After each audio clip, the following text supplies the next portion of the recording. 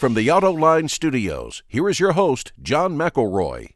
I want to thank you for joining us on Autoline this week, where the discussion for today's program is going to be all about engines. But not just any engines, the 10 best engines that are out there, as determined by the editorial staff of Ward's Auto. And we've got 3 of those editors joining us for today's show, including Tom Murphy, Drew Winter, and Bob Gritzinger.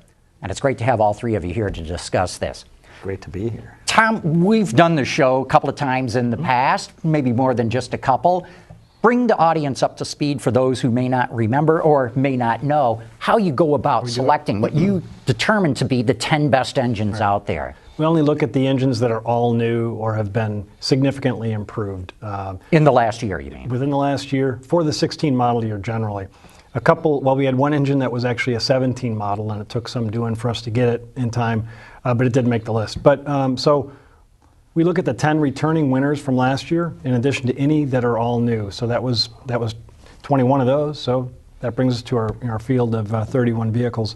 Price cap of $61,000 base price.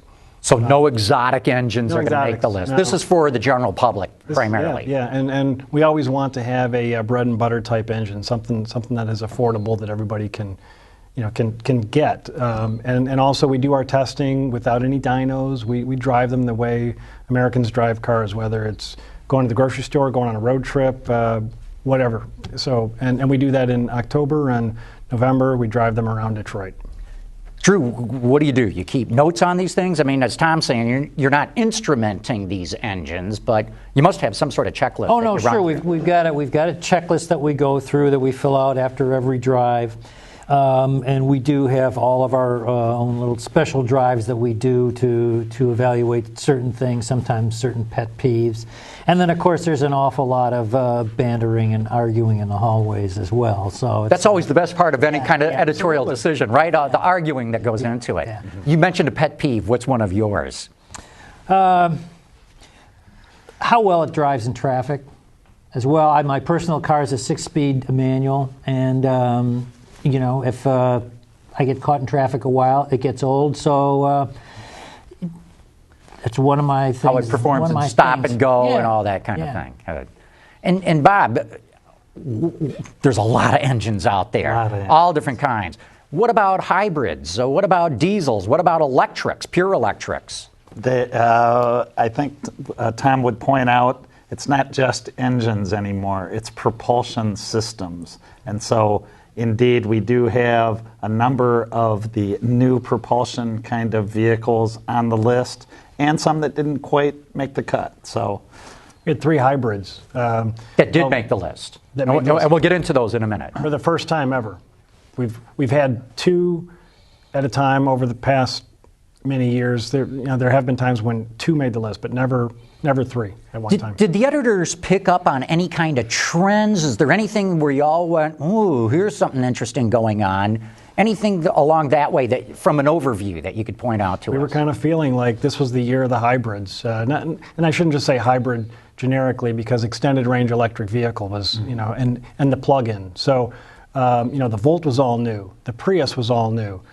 Those 2 have both made our list in the past. And this year, they made the list without any argument at all. I mean, they just kind of sailed right onto the list. We were all impressed with the efficiency, with the ride quality.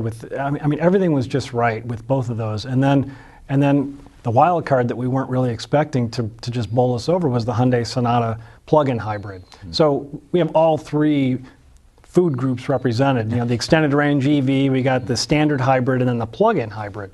So that was important to us. And so there's so much innovation in that area right now, and we're really glad to be able to highlight these 3. It wasn't like we looked at each other and said, we want to have 3 hybrids for the first time. It just happened. I mean, it was just a matter of, these are really good. This is kind of the year of the hybrid. Well, it shows how good they came in. And it shows how good they've gotten, how much they've improved. Hybrids have had a fairly rough start with drivability issues and the whole fun-to-drive factor. And these cars are now vastly improved. But, of course, we also still did manage to get some really powerful V8s and V6s on the list too. Good, and we'll get into that in a minute. And what about diesels? Because there's been so much controversy over Volkswagen with its cheating software on diesel emission standards. Any diesels make the list? We had one diesel, and it was the Ram 1500, 3-liter Ecodiesel. It was on our list the past couple of years, so now it does a three-peat.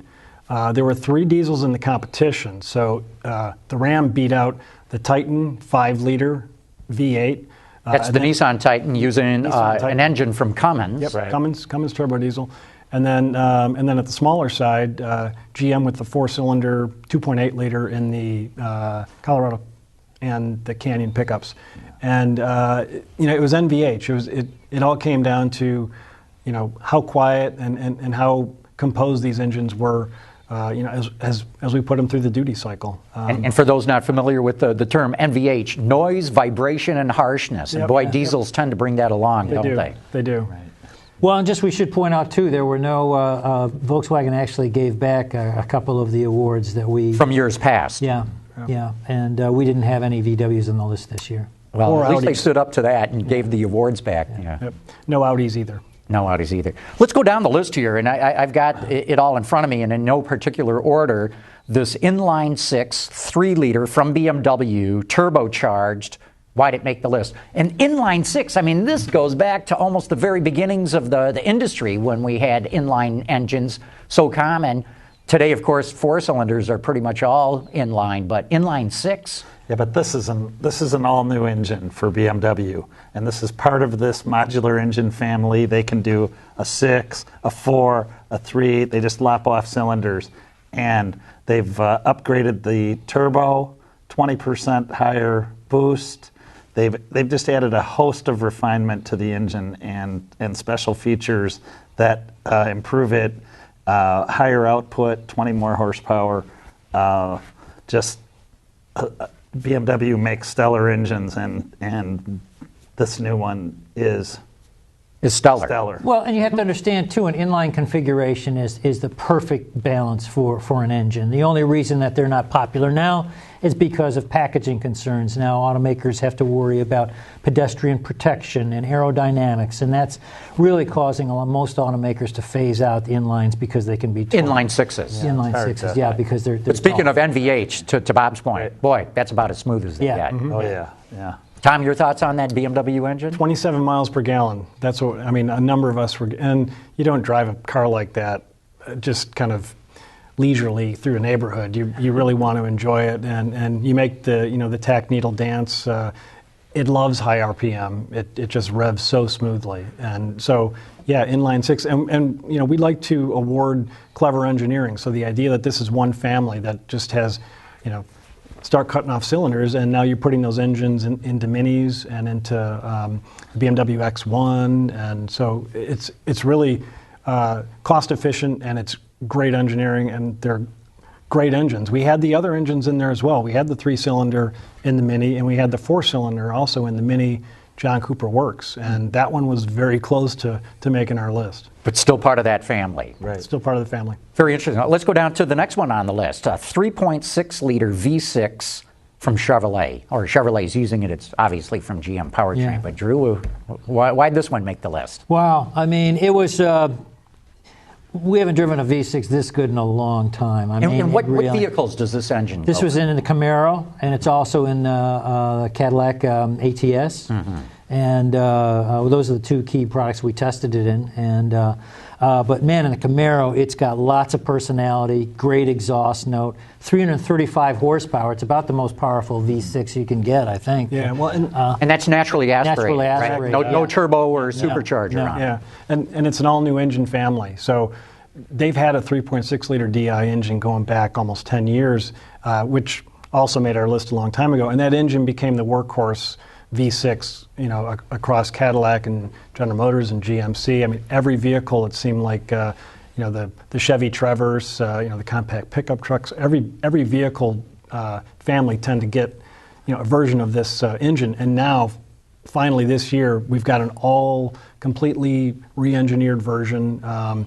that carries over one piece, and that's a little pin. That and other than that, So if you've had a 3.6 liter V6 in the past from General Motors, it's got nothing to do with this engine except for maybe a little pin. it's all new. pin. It's all new. Yep. Well, and this thing also performs almost like a V8. If you didn't know better, you'd swear there was a V8 under the hood. 335 horsepower. The way it sounds in that Camaro is fabulous. Okay, let's go to another V6 that you've got on the list. And I know this one's been on there forever, and that's the Nissan 3.5 liter V6. Drew, why does this keep making the list? Well, it made it for about 14 years in a row, and then I think the last year was about 2000. 7-year hiatus. Yeah. So from 95 to 2008, it made the list every year. And one of the problems was everybody was benchmarking that engine, and pretty much the benchmarks, and then pretty much the benchmark started catching up with the original benchmark, and so it was off the list for all these years. But then it came back, and it's really been smoothed out even more. Fantastic fuel economy, great performance, great mid-range torque. The whole thing is just a really superior package now. So what you're saying is it's not like the engine got worse. No. It's just that everybody else got better, They and now really- Nissan's gone back to the head of the class. In terms of this, NVH or the refinement we talk about, it's really setting the bar again. It's, We've been begging for this engine from Nissan for a while because the VQ, the bones of the VQ date back to 1995. And so there were very incremental improvements over the years for, basically for 20 years. And now finally this year, this VQ that we have now on the list is not considered all new. The block carries over, certain parts carry over, but 61% of the content is new. And and that's good enough for you guys. It's as new as as you can do, and so they save a lot of money, and they still keep the port injection. They don't go with with the direct injection, but great fuel economy, great power. Smooth, refined, yeah. Let's talk about, you have a lot of four-cylinders on the list here. What's this 1.5 liter four-cylinder? It also says 120 kilowatt drive motor. I got a feeling this is probably the new engine in the Volt. Chevy right? Volt. Chevy Volt. So tell me about that. That engine family, they call it the SGA, the small gas engine family, that is going to be producing 3 and 4 cylinder engines, lots of new 3 and 4 cylinder engines, maybe even a 2-cylinder engine in the future, turbocharged and naturally aspirated. We had the turbo version in the Malibu, which is very good and very affordable. But in this case, naturally aspirated with a with a 2-drive or a 2-motor drive in the Volt, and we were just so impressed with how smooth and amazing fuel economy numbers. We were able to plug this thing in all the time, basically every day, because we have a charger at our offices. And over the course of about a week, we were running up about 227 miles per gallon because we were, staying out of the gasoline mode. Yeah, but from a consumer's point of view, what you're going to see compared to the previous Volt is it has way more torque, way more power going from 0 to 30 miles an hour. It really makes the car feel sporty and fun. You're the one who wants to know how it drives in traffic, exactly. so it's perfect for that. Yeah, and it's a terrific. Everything is smoothed out. It's the engine itself is 100 pounds lighter, which is a big deal. The battery is 20 pounds lighter, but also in this, the battery range has actually been extended from 38 miles to 53 miles. So really, just about anybody can do a full commute on only electric power. Mm-hmm. So it's a lot of fun to drive, great electric distance, and then plus you can drive it forever with the extended range feature. So this is really, I think this is a game changer in terms of creating an electric car or a plug-in that is going to be attracted to people other than folks interested in EVs. So we had somebody who took the Volt on a road trip, 227 miles, and still at the end of that, even though most of the trip was on gasoline, 44 miles per gallon, which is pretty darn good. Okay, all right, sorry, go ahead, Bob. I mean, everything that we liked about the original Volt is in this car, and everything that we didn't like is now fixed. It's a great car. Okay, well, let's keep going. Let's go down to this 1.8 liter four-cylinder with 53 kilowatt drive motor, and I got to believe that's going in the new Prius. Yeah. Tell me about this, Bob. What's your reaction? If you liked, there are people out there who love the Prius. They're just, greenies, big time. And they're going to love this car. Extends the range, fuel economy. Even when I was hammering it, I think only got down to 47 miles per gallon, a measly 47 miles per gallon. I wasn't even trying, and I got 61 miles per gallon in it. And what we noticed in a lot of the vehicles this year, and I know this is not entirely new, but the trend seems to really be spreading, and that is a lot of ability to pick your mode for driving. You can be, if you really want to be efficient, then there's the eco button. If you just want standard driving, there's comfort or normal. Then if you want a little boost, hit the power button. And, you can really pass on a 2-lane. You can do whatever you want. And it's just for the engine geeks out there, the engine itself is 40%. The thermal efficiency of the engine is 40%, which is a world best. So that's, maybe the average consumer isn't concerned about that, but engineers, that's really big news. Well, you see that in the MPG numbers, too. Yeah. Yep. Okay, let's jump down another one because we're still sticking with the 4-cylinders. And this is very intriguing to me, from Volvo going in the XC90, this 2-liter that has both a turbocharger and a supercharger. What do y'all think of that? You do it, because you want the supercharger to get you off the line, and then the supercharger is going to basically run out of breath. So then the turbocharger takes over and carries you on into the upper RPM. We just like the idea that this tiny engine can move a 7-passenger CUV that weighs 4,300 pounds. I'm sorry, more than that. It's heavier than that. I know that. But probably closer to 5,000 pounds. Yeah. It's anyway. Great efficiency, and really, you never feel underpowered at all. And never again, feel underpowered. I mean, it's like it feels like a V8. Yeah, this is a tiny little 2-liter engine that feels like a V8. Yeah. I loaded it up with 4 adults and all their gear and did a 1,700-mile road trip, posted around 23, 24 miles per gallon, and never wanted for power, whether off the line or passing on the highway. I mean, people have done supercharging and turbocharging, but this hits it. This is perfect. Don't you think this is going to be a trend that we're going to see more of then? Absolutely. Turbos with supercharged. It's complexity, though. So, you can do it at the price point of a Volvo, maybe, but kind of bread and butter sector, I'm not sure about that. And sticking with 2-liter engines, but now we're going to talk of the Boxer variety, this turbocharged Boxer that's in Subaru. What's new about it? Why did it make the list? It's actually not new. It carried over from last year. This is one of only 2 returning winners. One was of course, the Ram diesel, and now the WRX with this 2-liter FA Boxer that is turbocharged, that gives us 27, 28 miles per gallon, even though you're thrashing on it. And we feel that Subaru has dealt with a lot of the raspiness of the Boxer engine. For many years, used to feel like a Subaru maybe was a little too gritty or too raspy, but they've dealt with a lot of those NVH issues. Really enjoyable to drive, and this is a case of a small and powerful engine, 258 horsepower.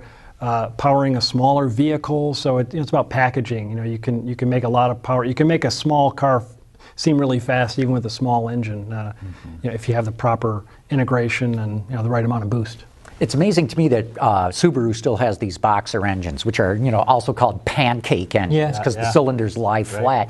Porsche is the only other one that I'm aware of that has a Boxer engine. Why do you guys suppose that Subaru sticks with this? Flat, low center of gravity. Low center of gravity, yeah. And it's also 268 horsepower. I just want to correct that. Yeah. Okay. So they've got a durable solution, too. I mean, the engines are durable, the cars are durable, and it's a formula that's working for them. The other thing I wonder, too, is it does have a different sound and feel to it. A Boxer engine does. I wonder if that is something that part of the brand Subaru, character. Brand character. Exactly right. Part of the brand DNA. It's not hurting their sales. I mean, they have a lot of Boxer engines out there, and they're selling them.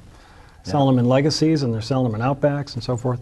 Tom, you had talked about this earlier. We're still on 2-liter 4-cylinder engines, this one with a 50-kilowatt motor from Hyundai. You were raving about this. Sonata plug-in hybrid. I was not prepared to like this one so much, but 27 miles of electric range before the gasoline engine is really doing some significant work. And 80 miles per gallon we were noting at one point. But what's great about this is that this 2-liter direct injection engine is so smooth and really powerful that when you switch, as I talked about the eco mode and also the power mode, actually when you press that power mode, you actually feel the springs of the seat compress a little bit. Like, wow, it's almost like you kick down a gear or something like that. That engine is that good. We're not used to seeing really good engines sometimes paired up with hybrids, but I think this is going to be a coming trend where consistently, it's not just about the electric side of it. It's let's really integrate also a great gasoline engine. Really, really well integrated, great management of the powertrain, where you can, it will indicate 30 miles of electric range, and you drive it 30 miles and you still have 8 miles of electric range because it's done such a great job of regen and keeping that battery fresh. So regen, of course, being when you get on the brakes, Right. you're actually putting juice back into the battery, not just using it. And actually not even just stepping on the brakes. You take your foot off the gas and you can watch the energy flow. So then the energy is going in the opposite direction. Instead of the energy going to the wheels, instead of it going from the engine to the wheels, now it's going to the battery, from the wheels back to the batteries. Powertrain sort of braking. Yeah. Very interesting. So bottom line is, you guys are saying hybrids are really starting to hit a point where they'll appeal to the masses, not just, as Bob says, the greenies. Even though they're not selling, and even though gas is so inexpensive, that's the difficult situation here. That this is really a great time for hybrids and even electric vehicles, but the market, I think, is not quite right for it. Yeah. So when gas goes up, it will eventually. They'll be ready. There's a lot of great fuel-efficient cars out there. Okay, let's talk about the V8 on the list, the 5.2-liter dual overhead cam from Ford. What's that go in, Bob, and why'd you guys like it so much? Well, what did we have in that? 526 horsepower. So is this Mustang GT 350 flat crank? Yeah. Flat plane crank. Flat plane crank, great sounds. I believe I said just, turn off the sound system, turn on the symphony of the 5.2 liter V8. Mm-hmm. It sounds beautiful. And the power is there across the range, any gear, it seems like. And naturally aspirated. No turbos or superchargers or anything. No tricks, yeah. It revs to 8,250 RPM. Hey, I heard this engine's actually made in Germany. Do you guys know, is that right? No, not at all. No. It's made across the river in Canada, Essex, Windsor. Oh, yes. Okay, good. That's where they do all of the work on the block, as well as the spray-in cast iron cylinder liner, the iron cylinder liner. Instead of doing a normal cast iron liner that takes up a lot of space, they're now doing the spray-in process that they used to do in Germany for the Ford GT. Now they've brought it in-house at their plant in Windsor, and they do that there. They do the honing, then they ship the block up to Romeo, and the engine is assembled there. Good. Well, I'm glad. I had been misinformed. Well, so. you may have confused it with the GT engine from the past. Maybe that was it then.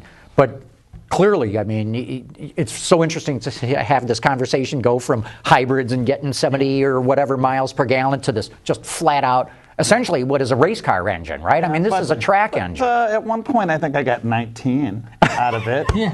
I'm not sure what I was doing, but it was wrong. To put it into context, now, last year we had the General Motors Lt1 6.2-liter V8, naturally aspirated, pushrod V8 engine. In the Corvette, past 2 years, it's been on our list, making 460 horsepower. Mm-hmm. So now we go to a smaller displacement, 5.2 liter, making 526 horsepower, which, just the idea of achieving that much power, in a naturally aspirated engine is pretty remarkable. And when you drive it, it feels to cycle it up to 5,000, 6,000, 7,000 RPM, and to have the engine seem to relish. I mean, absolutely relish the high RPM.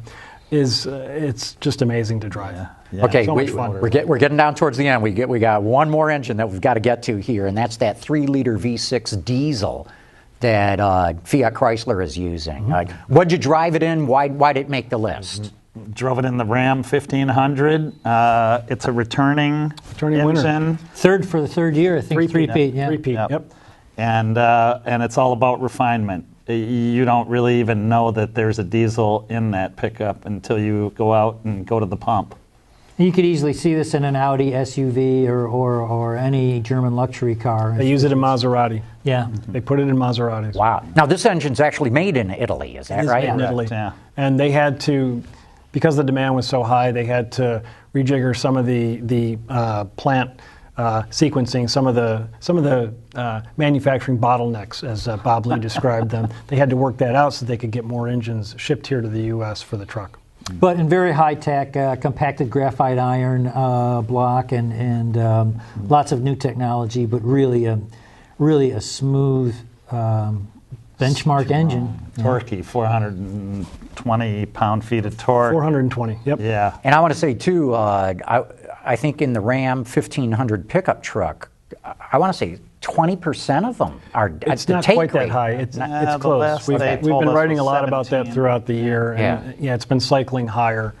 But more diesels than anybody else is selling. Right, yeah. Well, for light duty, yeah. And in that sector, it's the perfect engine. I mean, we had two other diesels that we tested this year, and that was the 4-cylinder and also the 5-liter diesel in the Nissan Titan. Clearly, this 3-liter was so much better just because the NVH was ideal, and it still is it's still able to tow a big load, and we just really like that one. With that, we're going to have to wrap it up. Very interesting discussion about the 10 best, not the engines, what'd you call it? Propulsion systems. Propulsion systems. Yeah. That's where we are. I want to thank you guys. It's a new day, for John. coming in here. Tom Murphy, Drew Winter, Bob Gritzinger. Great having you all here talking about Ward's Autos 10 Best. I want to thank all of you for having tuned in as well.